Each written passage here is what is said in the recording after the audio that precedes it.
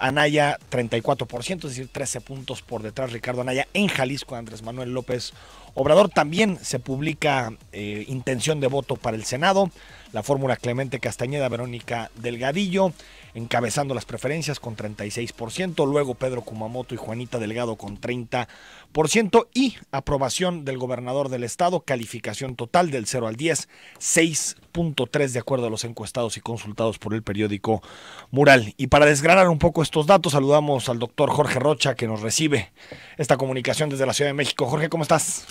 ¿Cómo estás, Enrique? Buenos días a ti y a tu amable público. Oye, pues nos aventó Mural todos los datos de golpe.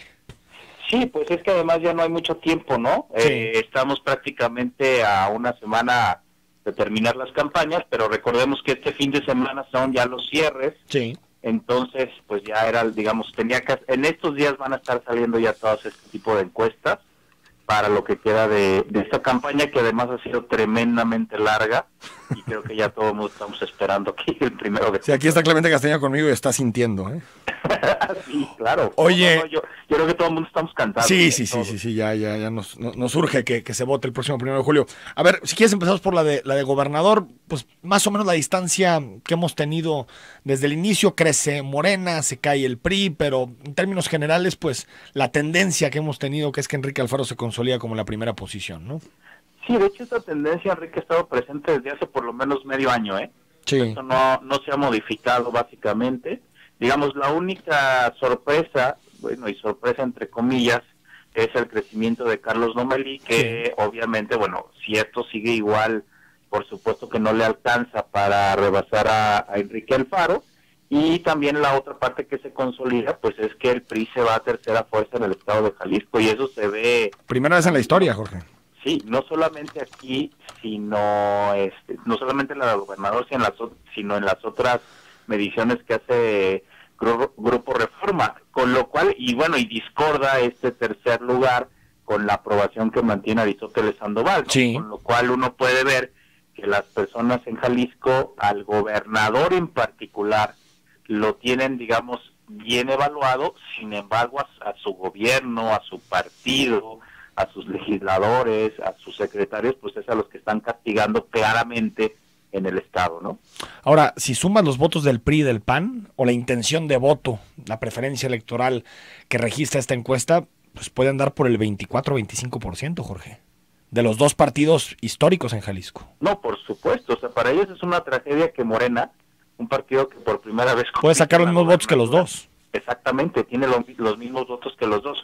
Con lo cual, fíjate que a mí me parece que un escenario interesante, y que incluso lo había platicado con Clemente, es que Jalisco parecía que apunta a ser un estado donde partidos emergentes, como es Movimiento Ciudadano y Morena, se consolidan como las fuerzas políticas más importantes, y que los partidos tradicionales, estamos hablando del PAN, del PRI, del PRD, pues son partidos que ya no están teniendo prácticamente ninguna fuerza en el estado. Sí. Y bueno, lo del PRI ahorita está en 16, habrá que ver cómo va evolucionando ese número, pero eso es me parece que una clara señal de la ciudadanía de que se tiene que hacer ya política diferente en este estado. Ahora, hay que ver también si efectivamente Morena y Movimiento Ciudadano terminan, digamos, cumpliendo las expectativas ciudadanas de hacer un tipo de política distinta, ¿no? Sí, aquí el elector castiga, y si no da resultados en poco tiempo, al que sigue, ¿no?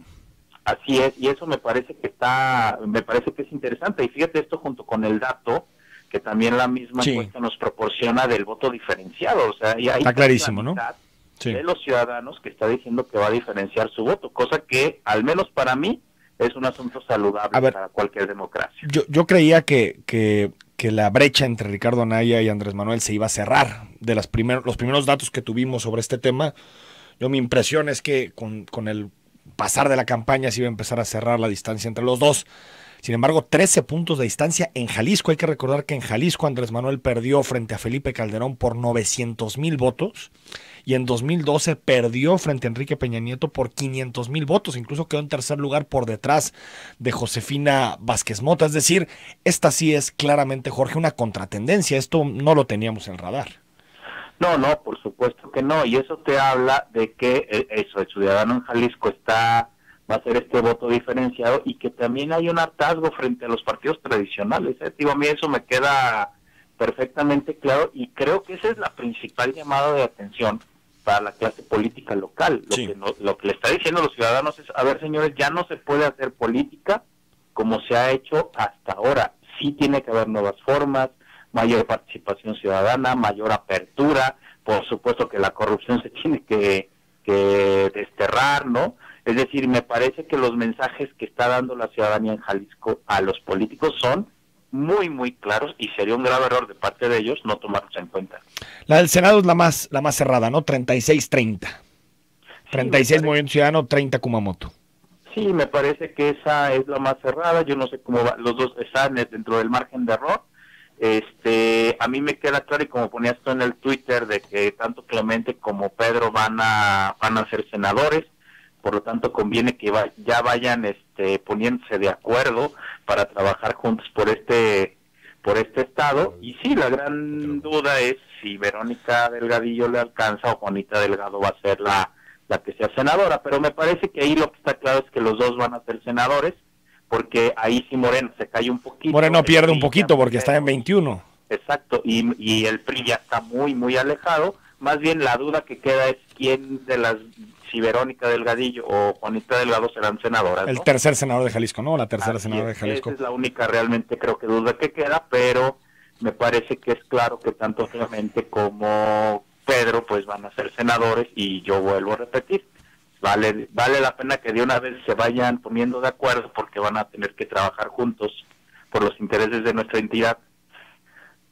Jorge, y en ese mismo sentido, en relación a la calificación del gobernador, 6.3, algunos pensábamos que después de las desapariciones, después de la crisis de inseguridad en Jalisco, íbamos a ver mermada la aprobación del gobernador. 6.3, 2 décimas por detrás del último estudio, 61% lo aprueban, 32% rechazan su gestión. ¿Te sorprenden estos datos? Fíjate que no me sorprende mucho porque creo que la gente está haciendo esta diferenciación también que te señalaba antes. O sea, sí ven a un gobierno que no ha hecho bien las cosas, pero como que se sabe que todo el gobernador no es todo el gobierno de Jalisco, ¿no? Que hay otros componentes y a él no lo castigan en general. Ahora, también hay que decir que la política de comunicación social del gobierno del estado en particular, creo que ha sido particularmente buena, y creo que a pesar de las crisis, parece que la gente valora que la reacción del gobernador ha sido, digamos, suficiente. Digo, quizá no la mejor, quizá no la más adecuada, pero que ha sido suficiente, y eso también se refleja en los números. Creo que Aristóteles va a terminar cerrando el sexenio de una manera, digamos, positiva, obviamente mucho mejor que como lo hizo Emilio González Márquez, pero los que sí van a entrar en una gravísima crisis, pues es su partido, no el PRI.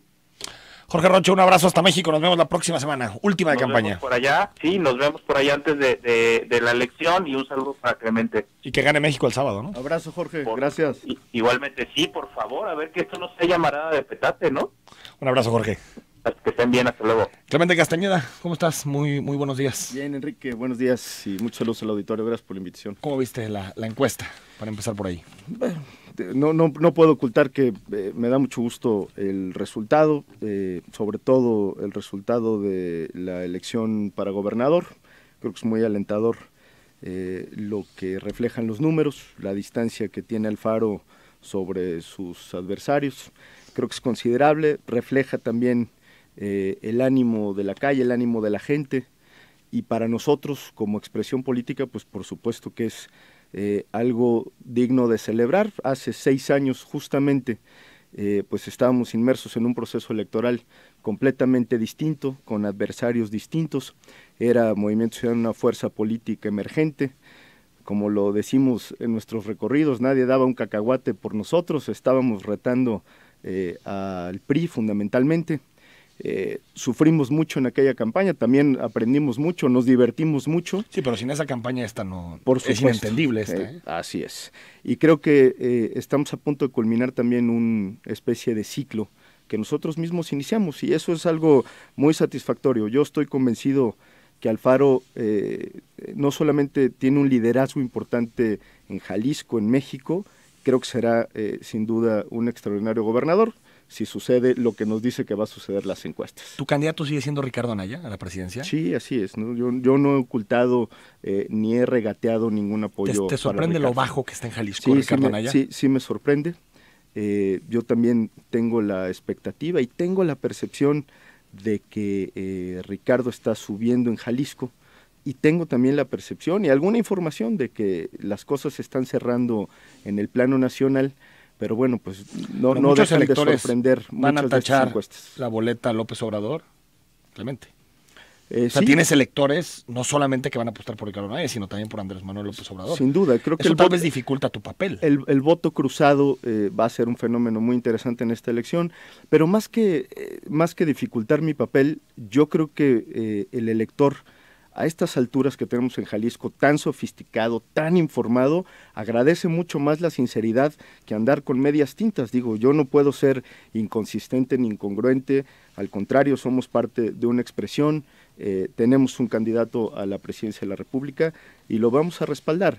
Eso no quiere decir que yo esté ni sacrificando mis principios, ni tratando de engañar a nadie. Yo agradezco mucho las simpatías que hemos logrado, tanto Verónica como yo, no solamente de la expresión de Movimiento Ciudadano, sino de los partidos del frente, que también hay que reconocerlo y hay que agradecerlo, así como de otras fuerzas políticas. Creo que el elector, afortunadamente, hoy tiene muchos elementos para poder definir su voto, para poder pensar qué es lo que más le conviene a él y qué es lo que más le conviene al Estado en este caso. Entonces, creo que estamos asistiendo a un ejercicio muy interesante. ¿Te incomodó que Ricardo Anaya se reuniera con el Frente de la Familia, Frente Nacional de la Familia? Varia gente de Movimiento Ciudadano salió a rechazar esa reunión. Patricia Mercado, Marta Tagle. ¿A ti te parece que está fuera de lugar esa reunión de Ricardo Anaya con el Frente de la Familia? A ver, yo creo que es justo un momento en la elección en donde se acercan muchísimas organizaciones, Enrique, de todo tipo, con la finalidad de que uno suscriba ciertos acuerdos y ciertos compromisos. Yo desconozco exactamente qué fue lo que firmaron, si hubo algún acuerdo. Pero sí o no. Conoces al Frente de la Familia. Sí conozco al Frente. ¿Sabes qué defienden? Sí.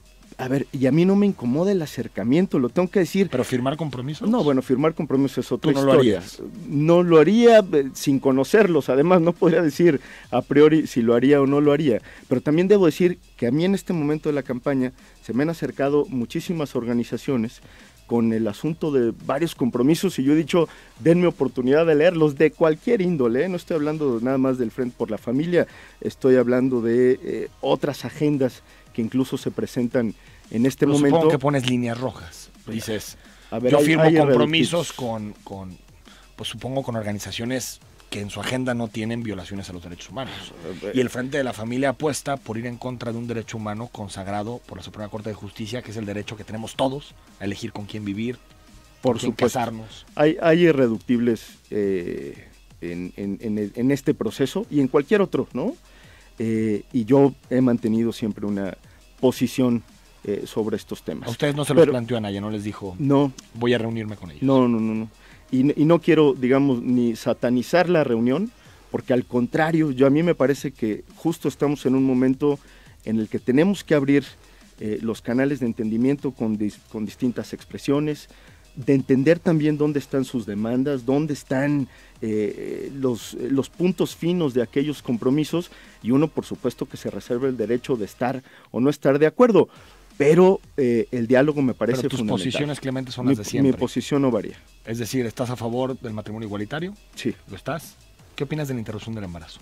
Lo dije en tu programa la vez pasada que veníamos aquí. Yo no estoy a favor del aborto, pero también estoy en contra de la criminalización de la mujer. O sea, para ti debería estar fuera del Código Penal. Sí. ¿Por qué está en el Código Penal? Así es. Bueno, mañana con 19 minutos al regreso seguimos platicando con Clemente Castañeda.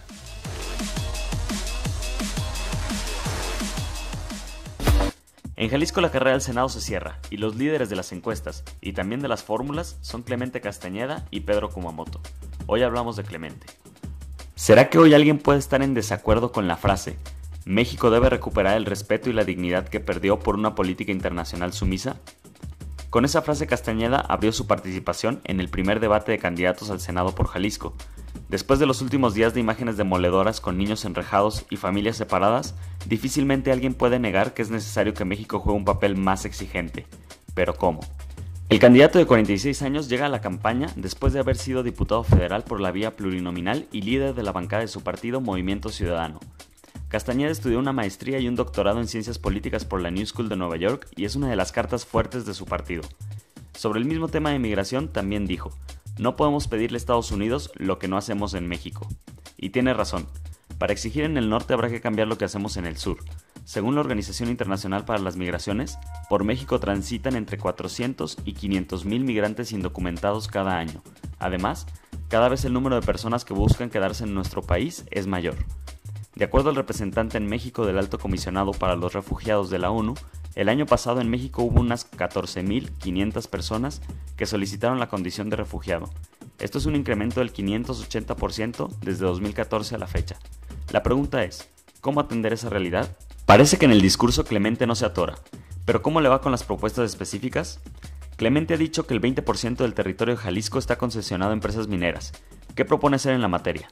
Dice que a los pueblos indígenas hay que 1. Reconocerles sus derechos, 2. Redistribuir, es decir, que tengan acceso a las condiciones materiales, y 3. Representación, involucrarlos en la toma de decisiones.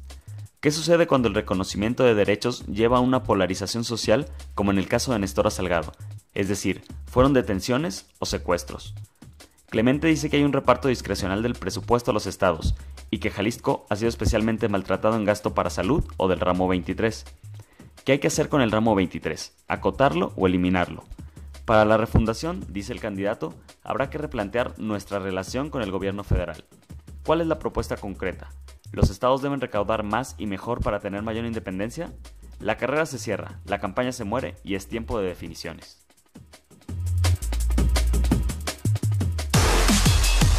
De la mañana con 26 minutos. Clemente Castañeda, ¿por qué no comenzamos con el tema de los pueblos indígenas, que también colocó sobre la mesa Ángel Melgoza en su cápsula? ¿Qué propones en específico?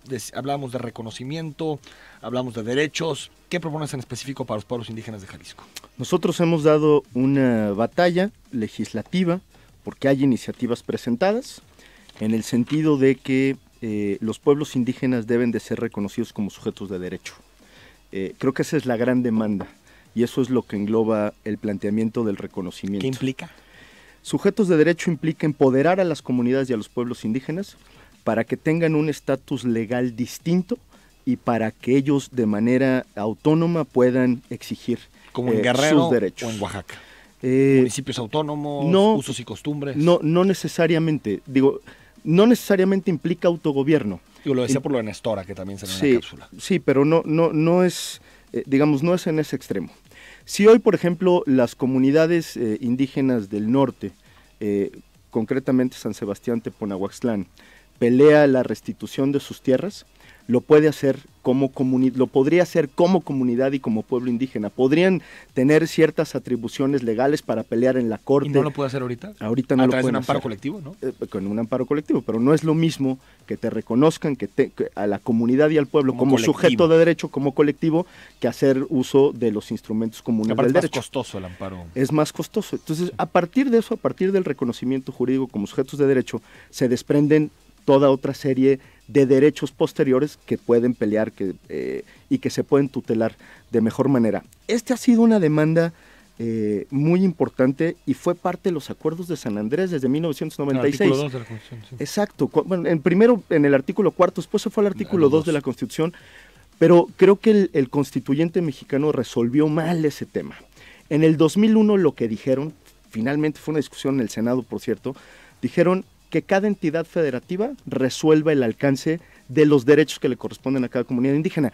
Y eso creo que es un error garrafal, porque no tienen los mismos derechos los indígenas de Jalisco que los de Chihuahua, que los de Morelos, etcétera, etcétera. Hay una asimetría en términos de lo que significa ser indígena.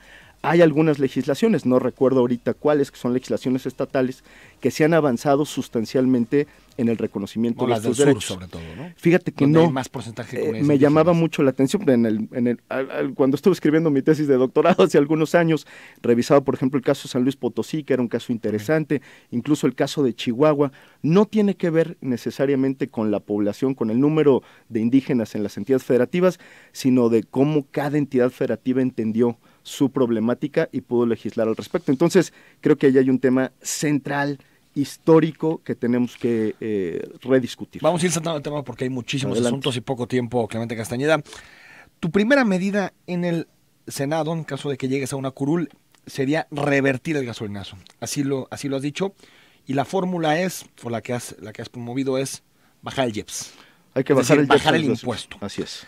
Revisé lo que se ha recaudado de IEPS desde el gasolinazo, Ujú. y son cifras, digamos, disímiles. En 2016 se recaudaron por gasolinas, no IEPS, porque hay IEPS de todo tipo. También para bebidas, cigarros, todo. Por gasolina y diésel, 89 mil millones de pesos en 2016.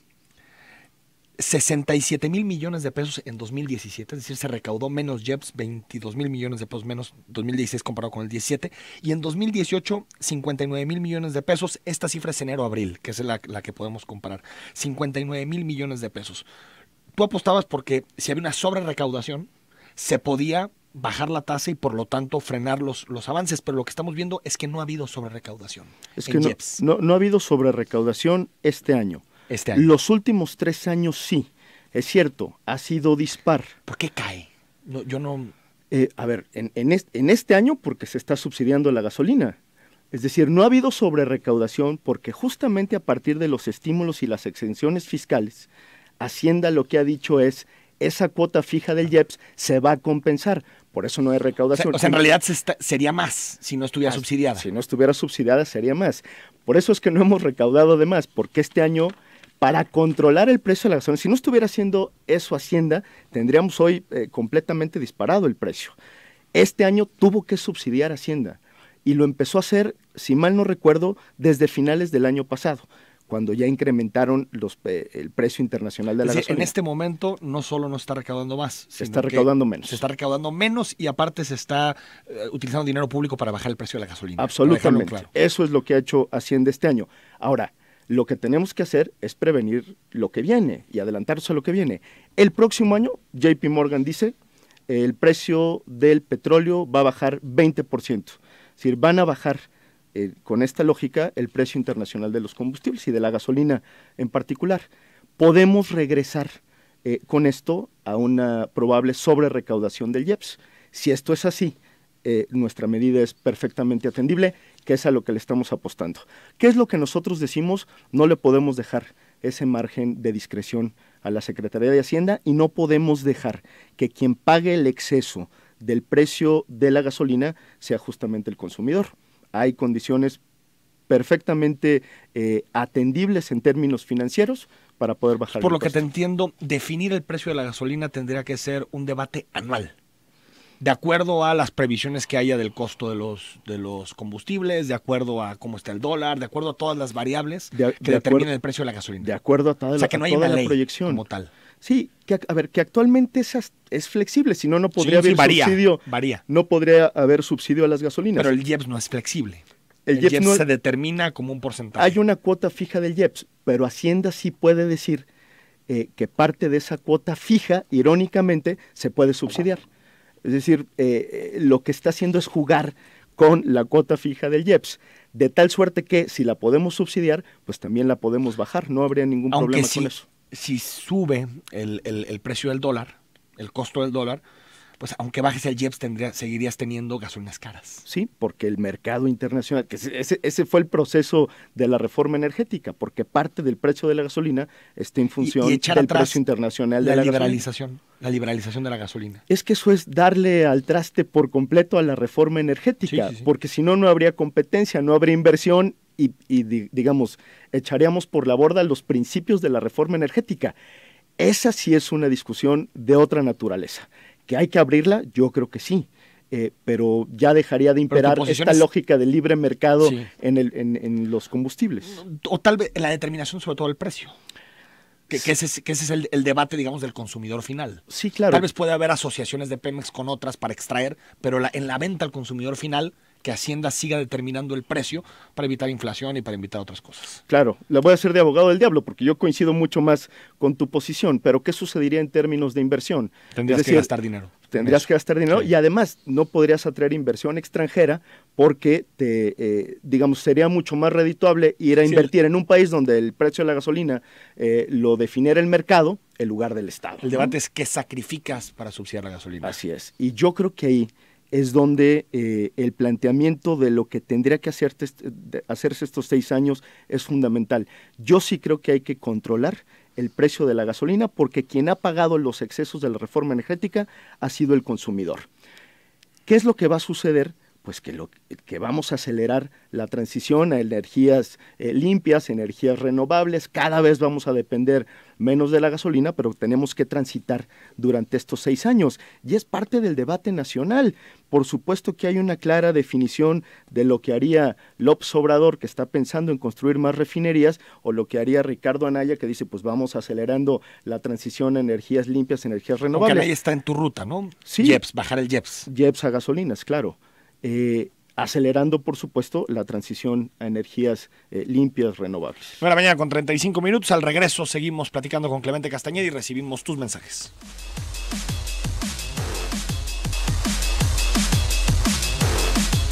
9:00 con 40 minutos. Gracias por acompañarnos. Estamos con Clemente Castañeda, aspirante de Movimiento Ciudadano al Senado de la República. Precisamente hoy que se dan datos de la encuesta de Mural de Grupo Reforma, 36% la fórmula Clemente Castañeda, Verónica Delgadillo, 30% Pedro Kumamoto, Juanita Delgado, y al principio comentamos sobre todo la estatal, pero no comentamos esta del Senado. Parece que es la más ajustada de las encuestas que publica hoy Mural. Sí, así es, digo, como ha sucedido en esta campaña, hay una competencia sana, diría yo, hay confrontación de ideas, hemos tenido oportunidad de debatir en varias ocasiones.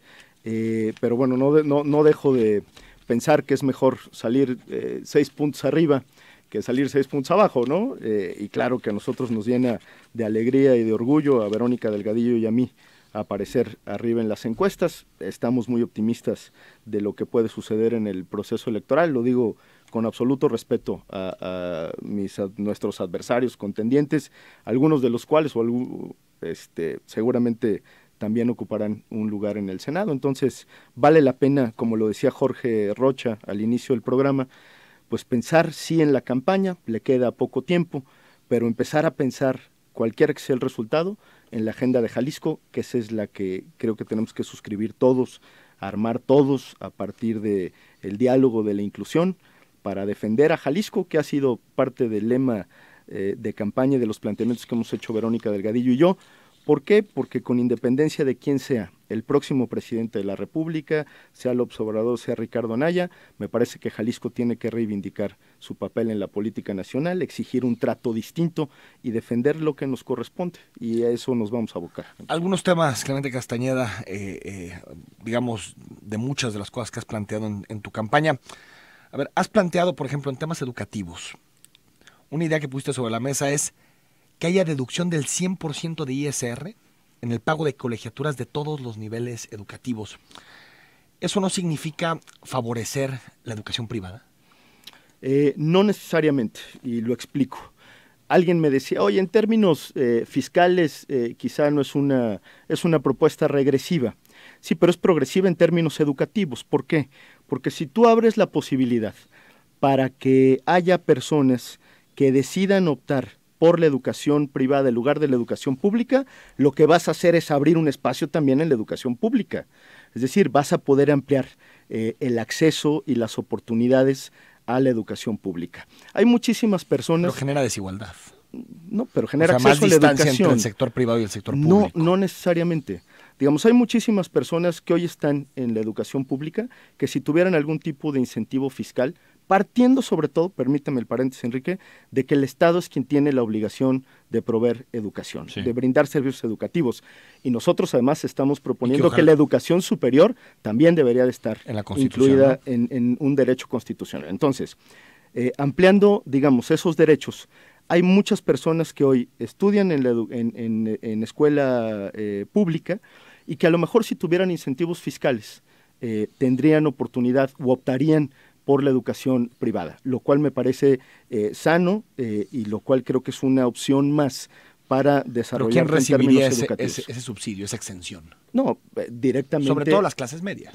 Sí, pero abrirías un espacio, digamos, quien deja de ocupar un espacio en educación pública para irse a la privada, pues deja ese espacio vacante, y eso tendría que llenarse con alguien que no tiene condiciones para optar por la educación Pero mejor privada. invertir más en la educación pública para que no tengas que mandar a gente a la privada para abrir espacios. Pero no está peleada una cosa con la otra. O sea, por supuesto que dejas de recibir una parte considerable vía ISR, pero también abres un espacio ¿Lo tienes para calculado que la cuánto persona... es? Sí, no tengo el cálculo ahorita a la mano, pero digo, por supuesto que es una cantidad considerable de dinero, de lo que implicaría en términos fiscales.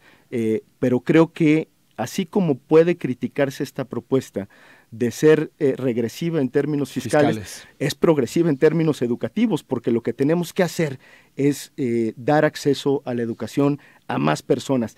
Y no lo estamos haciendo actualmente. Es decir, la cantidad de rechazados que tienen las universidades públicas o incluso educación media, educación básica, es muy alto. Y creo que con esto podemos ampliar la oferta educativa. Paga una matrícula en el Tecnológico de Monterrey, ¿tú estarías de acuerdo en que pueda deducir eso de impuestos? Absolutamente. Creo que debería ser el 100%. A ver, actualmente es deducible, Enrique. Un porcentaje. Un porcentaje. Tú dices el 100%. El 100% e incluida la educación superior, porque actualmente educación superior, si mal no recuerdo, ya no tiene. La educación media creo que puedes hasta el 50, 2,000 y cacho pesos mensuales, más o menos. ¿Por qué la educación superior no? Digamos, esa es parte. Bueno, en general yo estoy en contra de cualquier exención en educación privada, pero yo creo que lo que hay que fortalecer es la educación pública. También hay que fortalecer la educación pública y por supuesto que hay que incrementar la inversión en educación pública. A ver, estamos destinando apenas el 3.5% del PIB cuando deberíamos llegar al 9%, pero pues es parte de la reingeniería presupuestal financiera que tiene que ser el Estado mexicano. Dos preguntas más en educación. ¿Tú estás a favor de que se cancele la reforma educativa? No estoy a favor de que se cancele, pero sí que se revise puntualmente la reforma educativa. Decía Alfaro en el debate, estoy a favor de una evaluación formativa, así le llamó. ¿Tú estás a favor de una evaluación formativa o que no tenga consecuencias para los maestros? No, a ver, yo creo que si el Estado quiere hacer de la evaluación la piedra angular del tema educativo, le tiene que conceder a los mismos maestros la oportunidad para capacitarse, para formarse, para actualizarse, para estar en condiciones de ser evaluados. Eso sí que haya consecuencias. A ver, la evaluación tiene que ser menos punitiva y tiene que ser, digamos, un instrumento con incentivos para que los profesores puedan... Pero ya capacitados, ¿sí estarías de acuerdo en que haya algún tipo, no de sanción, pero algún tipo de consecuencia de no aprobar? Pero yo lo pondría más en términos positivos, o sea, tienen que haber incentivos positivos, no necesariamente negativos, de castigo, de control, de presión, porque creo que así no va a funcionar el tema. Y la otra es, los profesores necesitan estar también en todo el armado de la reforma educativa, porque la reforma educativa se quedó en un asunto estrictamente laboral. La piedra angular de la reforma educativa es la evaluación, y no estamos ahí discutiendo el tema de la infraestructura, de los contenidos, de las materias. Heterogeneidad nacional, ¿no? Una reforma así desde la Ciudad de México para todos los estados. Y yo creo que es un absurdo, y claro que es algo que se tiene que revisar. Ha habido muchas críticas, Clemente Castañeda, a la frialdad, incluso a la sumisión de la diplomacia mexicana, de la Cancillería mexicana en torno al tema de las familias separadas en Estados Unidos. Uno, ¿qué se puede hacer desde el Senado en temas como estos que están lastimando mucho a los mexicanos y a todo el mundo? Hay que decir, aquí es un asunto humano más allá de nacionalidades. Totalmente.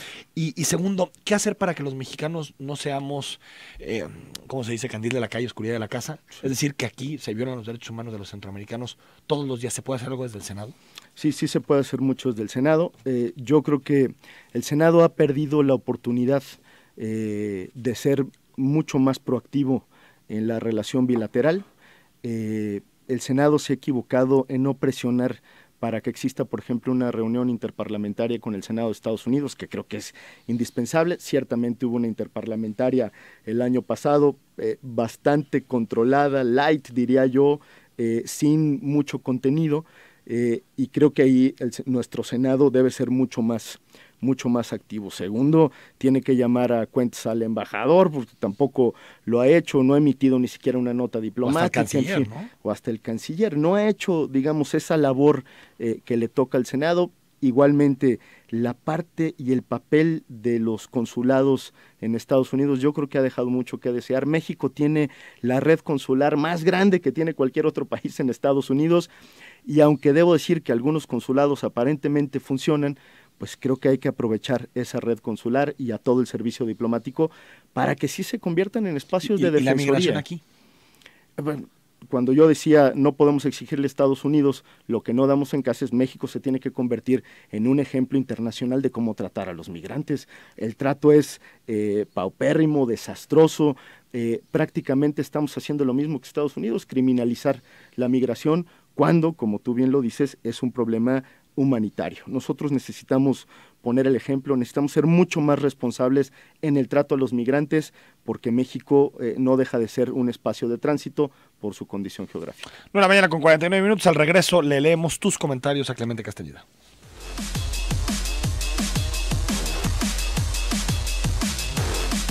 9:54. Algunas preguntas para Clemente Castañeda. Dice Pati Alcalá: es lamentable escuchar las propuestas de Clemente. MC votó a favor del gasolinazo, al igual que Anaya, te dice. Eso es completamente falso. Hay muchísima evidencia de cuál ha sido nuestra posición, no solamente en el gasolinazo, sino desde la reforma energética. Hombre, nos dijeron de todo, retrógradas y un montón de cosas. Afortunadamente, o más bien desafortunadamente para la gente, el tiempo nos dio la razón, ha sido un engaño, y el tema del gasolinazo nos hemos opuesto rotundamente y hemos presentado alternativas de solución, como la reforma al IEPS. Dice, y dos, por su propuesta educativa es claro que su visión es de que hay educación de primera y de segunda. No, al contrario. Yo creo que la educación pública debe ser gratuita, por supuesto, y de calidad. Y eso es algo a lo que no vamos a renunciar. Te pregunta Diego Iñiguez si ocultas que eres candidato del PAN. No, jamás lo he ocultado. Soy candidato de la Coalición por México al Frente, que integra Movimiento Ciudadano, el PAN y el PRD. Dice Salvador Ansaldo, dice que puede dar reversa al gasolinazo, pero le levanta la mano el que aprobó la reforma energética. Refiriéndose, supongo, a Ricardo Anaya. No, digo, con independencia del comportamiento de cada quien, Movimiento Ciudadano y yo en lo personal he mantenido una posición firme y enérgica, crítica, por supuesto, de todo el proceso de la reforma energética, y no voy a cambiar en eso. Raimundo Guzmán te pregunta, ¿por qué debo de votar por Clemente y no por Kumamoto u otra fórmula? Saludos y excelente día. Sí, yo no soy quien para hablar mal de mis adversarios, pero en este momento lo que yo pongo sobre la mesa como frente y como fórmula, en el caso de Verónica y un servidor, es una agenda para defender los intereses de Jalisco frente a un panorama nacional que se ve complicado. Creo que en el Senado y las cámaras están diseñadas para que los grupos parlamentarios funcionen. Nosotros somos parte de una expresión política que va a tener fuerza parlamentaria propia, no solo como Movimiento Ciudadano, sino también como frente, y creo que eso le puede beneficiar a Jalisco. Es un asunto de circunstancias y también de experiencia y de trayectoria. Salvador te pregunta por el aeropuerto de Guadalajara, ¿qué harías? Pues nosotros hemos dado ya una batalla para que se revise no solo el tema de la concesión, sino para que se modifique la ley y obligar a los aeropuertos, no solo el de Guadalajara, sino de los 40 aeropuertos que tienen ese tipo de concesión a lo largo y ancho del país, para que presten mejor servicio, pero además para que tributen a sus respectivos municipios, porque digamos hay en este caso un régimen de excepción para los aeropuertos y el servicio es pésimo. Hay que revisar de cabo a rabo, como se dice coloquialmente. El GAP gana, bueno.